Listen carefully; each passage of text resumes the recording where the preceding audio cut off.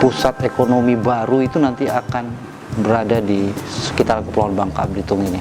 Tapi karena diplomasinya dianggap kurang meyakinkan kali ya, sehingga ya ditolak.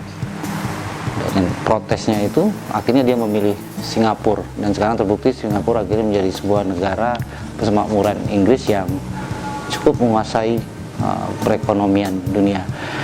Mungkin maksud dari Pak Ahmad Elfian ada salah satu sejarah bagaimana Bangka Belitung itu bisa menjadi pintu ekonomi dunia.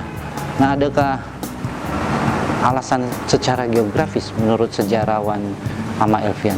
Kita lihat bagaimana pendapat beliau. Tetap di acara La Taulum.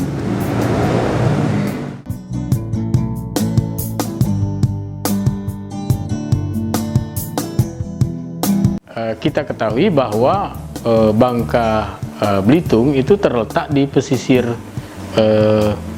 timur Sumatera, kemudian berada di pesisir barat Kalimantan. Nah, Bangka Belitung itu dari sisi geostrategis itu terletak pada alur laut Kepulauan Indonesia ya.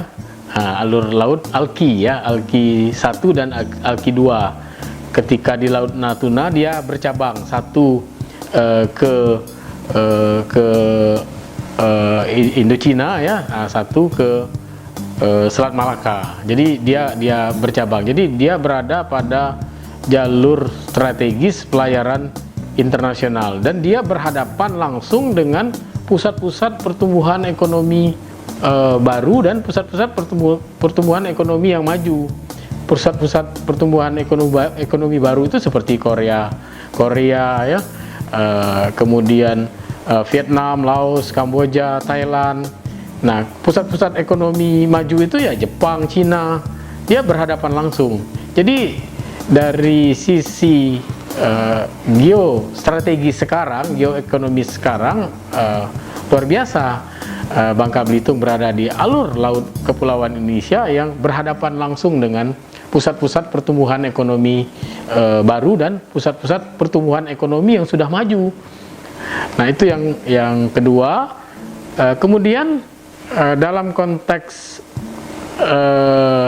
keamanan ya, Bangka Belitung sebagai sebuah kepulauan itu tidak berada dalam jalur gempa ya, dia tidak berada di jalur gempa. Jadi baik sirkum Pasifik maupun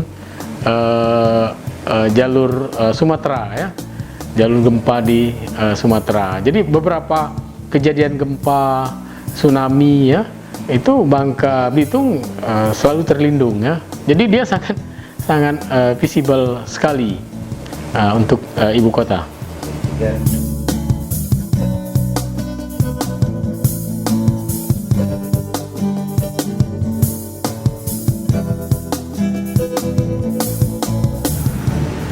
Alur laut Kepulauan Indonesia. Memang kalau dilihat argumentasi sejarah tadi, ya memang betul ya, Bangka Belitung itu tepat berada di alur laut Kepulauan Republik Indonesia yang menjadi jalur ya ekonomi baru negara-negara berkembang yang kita tahu seperti Korea, negara Vietnam, Kamboja yang terus berkembang, dan juga sekaligus alur lautnya negara-negara maju seperti Jepang dan Cina. Jadi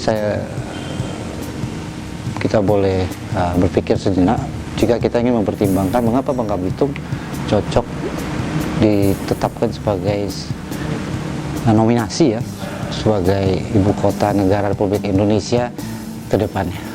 Saya masih di Latrase, tempat rumah kuno yang ada di Pangkal Pinang.